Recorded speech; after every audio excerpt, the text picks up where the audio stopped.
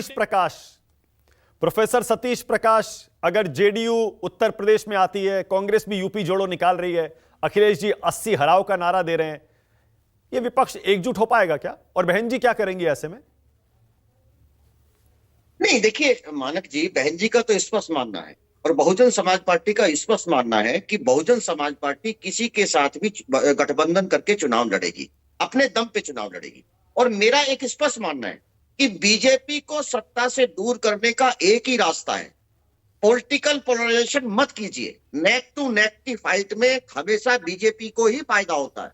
मेरा मानना है कि सब लोगों को लड़ना चाहिए और मैं राजीव रंजन जी की इस बात से बिल्कुल सहमत हूं कि बीजेपी को अगर बिहार में किसी ने स्थापित किया है तो निश्चित रूप से नीतीश जी ने स्थापित किया। नीतीश जी के गठबंधन से पहले बीजेपी का कोई अस्तित्व बिहार के अंदर नहीं था। देखिए, लेकिन एक बात आपको मानना पड़ेगा कि राजनीति में सब कुछ ऐसा नहीं होता। हालांकि मेरा व्यक्तिगत मानना यह है कि जो गठबंधन हुआ था, कहीं ना कहीं बीजेपी को हटाने के लिए कहीं ना कहीं गठबंधन के लोग उस गठबंधन का फायदा उठा नहीं पाए। मुझे ऐसा लगता है कि इन 5 राज्यों में या 4 राज्यों में कहीं ना कहीं ये गठबंधन जाना चाहिए था, क्योंकि कोई भी अगर गठबंधन बनता है तो गठबंधन या कोई भी आप काम करते हैं तो उसके एक्सपेरिमेंट भी करते हैं। अगर आपको कोई वैक्सीन बनानी हो किसी बीमारी के खिलाफ तो वो वैक्सीन को भी बहुत सारे दौर से गुजरना होता है। शायद गठबंधन को जो विधानसभा के जो परिणाम आए हैं उसमें गठबंधन को अपनी ताकत नापने का एक मौका देखना चाहिए था। ये मेरा व्यक्तिगत आकलन है। दूसरी बात मैं ये कहूंगा कि अगले 2024 में जो आने वाले चुनाव हैं उनकी परिस्थितियां कहीं ना कहीं डिफरेंट रहेगी। आज बीजेपी, अभी तक ऐसा हमको लगता था कि नरेंद्र मोदी जी के सामने बीजेपी के कोई भी व्यक्ति बोल नहीं पाएगा, लेकिन जैसा लाडली बहना के जो लाडली भाई हैं उनके कुछ विजुअल्स आ रहे हैं, ये कहीं ना कहीं काम दिखाएंगे। आपने एक सिस्टम को जो जैसा आपने राजस्थान में बहुत सारा चेंज किया है, वहां भी कोई ना कोई परिवर्तन है ना। मेरा मानना है, एक बात मैं जरूर कहूंगा मनोज काका जी, ये सच है कि बहुजन समाज पार्टी के जो समाजवादी पार्टी के साथ जो गठबंधन हुआ, आमतौर पर बहुजन समाज पार्टी का गठबंधन का जो एक्सपीरियंस है वो बहुत बेहतर नहीं है, क्योंकि हमारा वोटर बहुत भोला भाला है, वो तुरंत ट्रांसफर हो जाता है किसी के पास भी। और आमतौर पर जिसका बहुजन समाज पार्टी के साथ गठबंधन होता है उसी को लाभ होता है। वो सीटें 25 नहीं थी, पूरे उत्तर प्रदेश में 31 सीटें ऐसी थी। और लोकसभा के चुनाव के अंदर, मैं मेरठ में रहता हूं, 2800 वोट से बहुजन समाज पार्टी के कैंडिडेट को बाकायदा डिक्लेयर किया, जीता हुआ डिक्लेयर किया। लेकिन सिस्टम ने, पूरे व्यवस्था ने कहीं ना कहीं बीजेपी के हारे हुए कैंडिडेट को जीतने का मौका दिया। यहां एक सवाल और भी है, चुनाव कराना महत्वपूर्ण नहीं है। अगर आम जनमानस का जो विश्वास है, अगर चुनाव व्यवस्था या चुनाव प्रणाली को लेकर के लोगों के मन में सवाल है, तो चुनाव आयोग को भी संज्ञान लेना चाहिए कि जो सिस्टम है। ओके, प्रोफेसर सतीश प्रकाश, एक सेकंड, आप गोल गोल बातें कर रहे हैं, सीधा सीधा बताइए ना। ये जेडीयू जो उत्तर प्रदेश में आ रही है, रैलियां करेगी, नीतीश जी भी चुनाव लड़ेंगे, उससे क्या असर पड़ेगा? विपक्ष बिखरेगा, वोट कटेगा या फिर फायदा होगा? नहीं, आप देखिए, मेरा मानना है, देखिए अरे आप वो जनता दल एक है ना, जेडीयू एक दल है ना। पूरा का पूरा भारत का संविधान ये कहता है कि कोई भी पार्टी या उस पार्टी के कोई भी लीडर भारत में कहीं भी जाकर के चुनाव प्रसार करते हैं, कहीं भी जाकर के चुनाव लड़ सकते हैं। ये तो भारतीय संविधान कहता है ना। इसमें कोई एक सवाल नहीं हो सकता। मेरा मानना यह है कि 2024 का जो चुनाव होगा वो बहुत आसान चुनाव नहीं होगा। परिस्थितियां कहीं ना कहीं लोगों का ये अंधभक्ति खत्म होने जा रही है। अभी आपने देखा होगा कि कुछ यूथ ने कहीं ना कहीं बहक करके, जिस तरह का वो बेरोजगारी को लेकर के मुद्दा लेकर के वो इतना एग्रेसिव चले गए कि सवाल है कि जनमानस को आप बहुत दिन तक लोगों को नहीं रोक सकते। कहीं ना कहीं भारत का युवा निराश है, भारत के युवा के पास काम नहीं है, इकोनॉमी ग्रोथ कर रही है, सरकार अमीर हो रही है, पब्लिक जनता गरीब हो रही है। ये भारत में पहली बार हो रहा है। तो उत्तर प्रदेश में इस बार क्या होगा? कांग्रेस अलग लड़ेगी, जेडीयू अलग लड़ेगी, समाजवादी पार्टी अलग और बीएसपी अलग, और उसके बाद भी हरा देंगे बीजेपी को? अब आप सुनिए ना, ये तो गठबंधन के लोगों से जाकर के सवाल पूछिए। मुझे एक सवाल मतलब कहीं ना कहीं होता है कि तमाम गठबंधन लोग उत्तर प्रदेश में ही करना चाहते हैं। जहां क्या ये गठबंधन मध्य प्रदेश में नहीं हो सकता था? क्या ये गठबंधन राजस्थान में नहीं हो सकता था? या ये गठबंधन कहीं और जगह नहीं हो सकता था? और ऐसा नहीं है कि बीजेपी गठबंधन से, बीजेपी के पास भी लगभग 26 दलों के साथ मिलकर के, उसमें बहुत सारे दल ऐसे हैं कि जिनका जो नाम मात्र के दल है, वहां भी गठबंधन के साथ चुनाव मान रहे हैं। लेकिन गठबंधन का एक्सपीरियंस बहुजन समाज पार्टी के साथ बहुत बेहतर नहीं रहा। उसका वोटर बहुत भोला वाला है, वो आमतौर पर ट्रांसफर हो जाता है। बाकी जो पार्टियों का वोटर बहुजन समाज पार्टी के साथ नहीं जुड़ पाता। बहुजन समाज पार्टी का स्पष्ट मानना है वो तमाम लोगों को जो मतलब त्रिकोणीय फाइट होगी ना, ट्रायंगुलर फाइट होगी, त्रिकोणीय मुकाबला होगा। इंडिया गठबंधन अलग होगा, बीजेपी गठबंधन अलग होगा एनडीए का, और बीएसपी अलग होगी। और 3 लोगों की लड़ाई में आप कैसे उम्मीद कर रहे हैं कि बीजेपी को हरा देंगे? नहीं, आप सुनिए, देखिए कहीं ना कहीं बीजेपी पोलराइजेशन की पार्टी है। वो धार्मिक पोलराइजेशन भी करती है, वो पॉलिटिकल पोलराइजेशन भी करती है। पिछले विधानसभा में बीजेपी ने जानबूझ करके उत्तर प्रदेश के अंदर पॉलिटिकल पोलराइजेशन किया। बीजेपी के तमाम स्पोक पर्सन ने ये नाम ले लेकर के कि हमारा मुकाबला समाजवादी पार्टी के साथ है। समाजवादी पार्टी के साथ इसलिए है कि उत्तर प्रदेश में समाजवादी पार्टी ताकत में है। आप मुझे ये बताइए कि कोई भी व्यक्ति अगर जीतना चाहता है तो वो सबसे कमजोर के साथ लड़ना चाहता है, सबसे ताकतवर के साथ लड़ना नहीं चाहता। लेकिन कहीं ना कहीं बीजेपी का पूरा सिस्टम ये जानता था कि उत्तर प्रदेश में अगर पॉलिटिकल पोलराइजेशन करना है, अगर धार्मिक पोलराइजेशन करना है, तो एक पार्टी का आपको नाम ही लेना पड़ेगा। आपने जानबूझ करके, क्योंकि ये बात बता दूं आपको कि उत्तर प्रदेश में ऐसी बहुत सारी विधानसभाएं हैं जहां गरीब कमजोर व्यक्ति, बहुजन समाज पार्टी के पास सबसे ज्यादा वोट ट्रांसफर करने की ताकत है। उसके बहुत सारे वोटर, उसका मूल वोटर एक विधानसभा के अंदर, कोई विधानसभा ऐसी नहीं है उत्तर प्रदेश के अंदर जहां 50,000 वोट बहुजन समाज पार्टी का ना बैठा हो।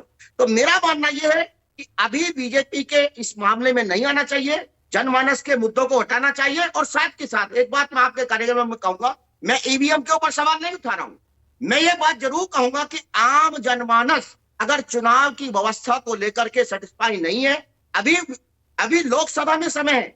चुनाव आयोग को, तमाम मतदाताओं को, तमाम ईवीएम को कहीं ना कहीं वीवीपैट के साथ जोड़ना चाहिए। क्योंकि सिस्टम जो है ये तो अलग ही, ये तो मनोज सिंह काका, सतीश प्रकाश तो अलग ही थ्योरी ले आए, कह रहे हैं कि सब अलग लड़ेंगे तो बेहतर मुकाबला होगा बीजेपी से, मिलकर नहीं हरा सकते, अलग अलग हरा सकते हैं। मनोज सिंह काका, आपका क्या मानना है?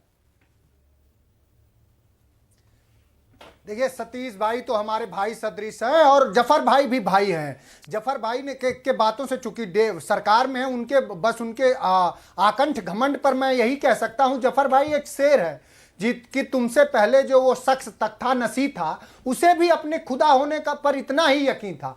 तो आप वही पार्टी हैं, दो लोगों, आप इस देश के पीडीपी, इस देश में पीडीपी से आपने अलायंस करा, इस देश में अकाली दल से करा आपने, अकाली दल खत्म हो गई। अभी दक्षिण भारत में एआईडीएमके से आपने करा, उन्होंने आपको झटक दिया। तो आपका पूरा जो विमर्श और आदर्श है वो यही है कि मध्य प्रदेश में आप 20 साल से सरकार में रहेंगे और एक आदिवासी के ऊपर पेशाब किया जाएगा। आपका पूरा आदर्श यही है कि पर आइए मनोज, अगर बीएसपी की तरफ से बोलते हुए सतीश प्रकाश कह रहे हैं अलग अलग लड़कर हराया जा सकता है बीजेपी को, आपका क्या मानना है? जो सतीश प्रकाश का जो अपना आकलन है, लेकिन उसके कई सारे जो उदाहरण मैंने आपको बताया और उससे मैं समझता हूं कि सतीश प्रकाश भाई संबद्ध हुए कि 25 सीटों पर हमारे अलायंस को हराया गया और 15 हमने जीता। तो 25 और 15 कितना हो गया? 40 हो गया। 40 सीट पर तो आप ये मान लेंगे ना कि हम पिछले ही चुनाव में भारतीय जनता पार्टी को कमोबेश हरा दिए होते अगर इस देश की न्यायपालिका, साफ कहिए ना मनोज, इंडिया गठबंधन में समझौता होगा 80 सीटों पर या नहीं होगा? गठबंधन के सहयोगियों को, जेडीयू को सीट देंगे या नहीं देंगे? कांग्रेस को सीट देंगे या नहीं देंगे? इससे साफ और साधारण शब्दों में और क्या कहा जा सकता है कि हमारे राष्ट्रीय नेता अखिलेश यादव जी ने अनेकों बार यह बात कही है कि हम सभी का स्वागत करते हैं जिसको जिस तरह से जो स्टेक होल्डर है, जिसकी जो स्थिति है, जो जिस राज्यों में वोट के आधार पर, जनमानस के समर्थन के आधार पर मजबूत है, वहां उसको मान सम्मान मिले और इसी तरह से भारतीय जनता पार्टी को हराया जा सकता है। क्योंकि इस देश के प्रचंड बहुमत में भी 303 सीटें आने पर भी इस देश में 36% से लेकर 38% लोगों ने ही वोट करा है और 64% से लेकर 68% तक वोट अभी विपक्षी दलों को पड़ा। Okay, all right. इस देश में अजय जी एक कमेंट करिए, उसके बाद जफर इस्लाम के पास जा रहा हूं। अजय जी, अभी सतीश प्रकाश ने कहा, संसद पर जो हमला हुआ उसके पीछे बेरोजगारी और महंगाई, और यही बात राहुल गांधी ने भी कही आज। अजय जी, आप भी मानते हैं क्या? निश्चित तौर से संसद पर हमला होना एक दुखदाई विषय है और देश के लोकतंत्र के मंदिर पर हमला है। लेकिन विषय क्या है, कारण क्या है? उन नौजवानों ने बेरोजगारी के लिए, महंगाई के विषय को लेकर उन लोगों ने इस घटना को अंजाम दिया। जैसा उन्होंने टीवी के जो अपना वक्तव्य दे रहे थे, आपके टीवी और तमाम टीवी पर हम लोगों ने समाचारों में देखा कि उन लोगों ने बेरोजगारी के सवाल पर और महंगाई के सवाल पर अपनी बात को रखा।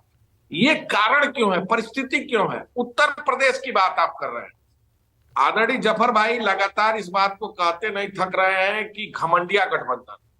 भाई साहब, आप 36 दलों के साथ गठबंधन करें तो वो गठबंधन सही, और अगर हम तमाम राजनीतिक दलों के साथ गठबंधन करें तो हम घमंडिया गठबंधन हो गए।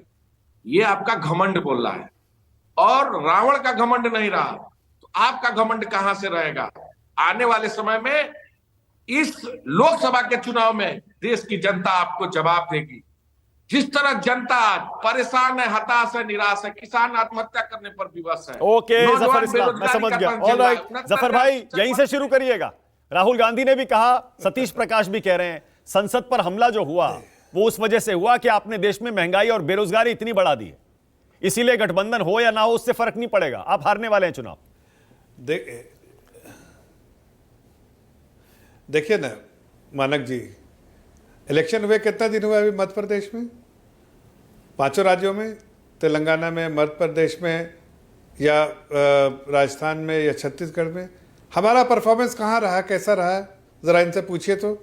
इलेक्शन में जीतेंगे भाई, हमें घमंड नहीं है, हमें इस बात का गर्व है। गर्व, समझ रहे हैं? तीनों प्रवक्ताओं को बता रहा हूँ, गर्व है कि हम जनता की सेवा करते हैं। हमारा लक्ष्य जनता की सेवा करना है। ये नहीं कि